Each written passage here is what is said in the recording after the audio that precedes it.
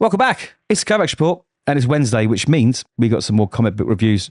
And we're going to start with The Amazing Spider-Man number 7 by Joe Kelly and John Romita Jr. Now, I'm going to go through this page by page. There will be spoilers, so please read the book before the video if you don't want it spoiled. Hit subscribe and like the video and share it everywhere if you like it. I'd really appreciate it, and the channel will benefit, and that would make me really, really happy. So let's dive straight into the cover. So Hellgate has arrived. This is a villain that was very briefly introduced earlier on, I think in the first arc, maybe, or the arc before. But anyway, here he is. I mean, he is what he is. I don't find him that interesting. It's another sort of cosmic godlike threat. I think I was expecting a little bit more from this Spider-Man arc. But anyway, here we have it. Spidey and Black Cat, they've been pressurized into helping Hammerhead out, get rid of this rival sort of bunch of goons that's come into town, because if Spidey does it, then it's sort of done the more amicable way. But if Hammerhead gets involved, then, you know, the blood will flow in the streets, right? So here we are. They're on the stakeout, but while they're there, Hellgate has appeared. He has appeared, and he has this sort of like, you know, cosmic godlike dialogue here. And he refers to Spidey as the Prince of the Steel Silk. He's Hellgate, and he's here. The meeting has been foretold. An alliance is going to be formed. And then we just get these really bad gags from Spidey. I mean, it's clearly written by someone who's trying to sound young and youthful and, you know, part of the geek culture. And it's just not landing. The dialogue is abysmal, guys. I'm really sorry. Like I say, downvote the hell out of me, but you're always going to get an honest opinion. The dialogue in this book, I know, Spidey and his quips, it's just diabolical. It's really trying hard to be funny, and it just falls flat. You know, I'm 2-3 pages in, and I'm already sighing at myself. Anyway, this giant cosmic being has arrived, right? No one knows who he is. No one really knows his intentions. He's told Spidey he's there just to talk, and because Spidey's spider sense hasn't gone off, he says, "Hey, can you wait 20 minutes? I just got to go and sort these bad guys out. I'll be back, and we can chat, right?" So again, like, I don't understand that. Like, any superhero, like, isn't going to ask this mysterious being who's just portaled into New York, exactly where they are, to wait 20 minutes while he, you know, does something else. It's just silly. And all it is to enable this next bit to sort of play out, which is he doesn't want to wait. So he flies over them and he just destroys everything, killing all of them, which really upsets Spider-Man, of course. And we get this panel here, you know, it's trying to evoke something out of Apocalypse Now, like the horror. She goes, everything is so dark. It just feels out of place. What do you mean it feels so dark? What feels dark? I don't get it.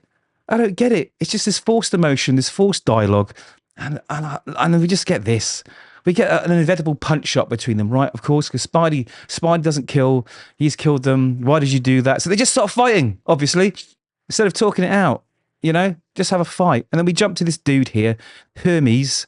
Hermes Crenshaw has arrived in Manhattan, and we find out that he's been on his phone for hours trying to get hold of the Fantastic Four, the Avengers, anybody who will listen, and even someone called Fred, right? Because he knows something's coming, and Fred's actually Captain Universe, apparently, so he knows Captain Universe's personal name, right? So he's like, get back, the thing's here. So this guy obviously knows, this weird, stereotypical, nerdy guy. He knows what's coming or what's arrived, and he's telling everyone to get back in the bus, get out of New York or wherever they are, Manhattan. And I'm just like, okay. You know, we've got a bit of extra comic relief being written in for no apparent reason. Anyway, there's this huge fight. You know, strike me like you mean it. You know, I'm making him mad because I'm not fighting hard enough. And it's just, who cares? Honestly, who cares? I don't. So Spidey tries everything. Felicia gets out the Uzis from the bad guys. That doesn't work. He throws a hammer at her and misses. Then we get one panel, the whole book, we get this one panel flashback of Uncle Ben talking to Spider-Man. And I'll read it. "Uncle Ben, how do I know when to fight and when to run? Maybe we should work on both, Peter." Just throw it in there, trying to get this emotional moment. But that's it. It's just one panel in the whole book. Why? What's it there for? It adds nothing. Anyway, Spidey decides to lead him away from, you know, the population. And then we get J. Jonah Jameson, who's reading the papers and he's pointing out the typos. You know what I mean? He's like, you know, the best newspaper man. So he's having his morning papers and he notices there's a flash. The sky's lit up in the wrong place.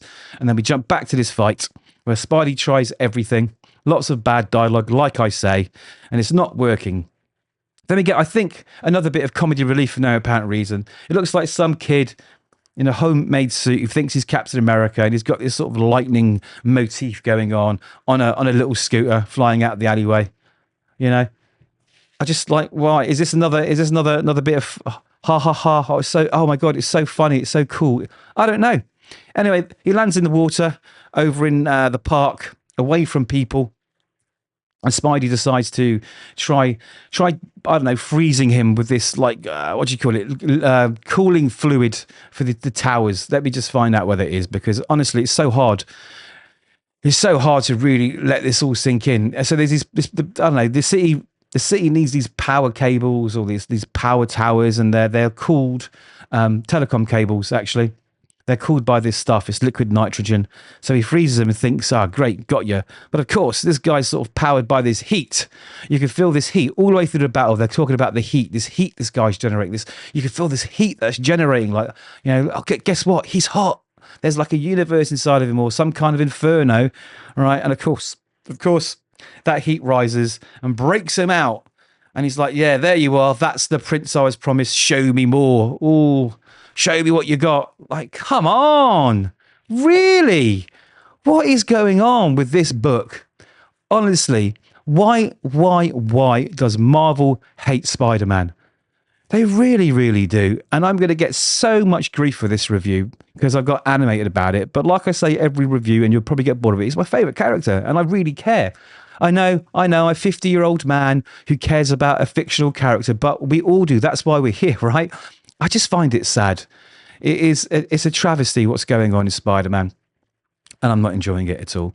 So let me know, okay? Like, just give me your thoughts. Don't just downvote the video. Tell me why you disagree, right? Because it's just my opinion, and if you love it, then brilliant, right? If I'm always happy if someone's enjoyed a book I haven't, because we all have different tastes. But for me, this is an absolute no way, not a recommend. Now, I'll leave you with that, and hopefully, if you put up with my rant, you'll be back. You'll be back for another video. So until then, we'll see you soon and take care.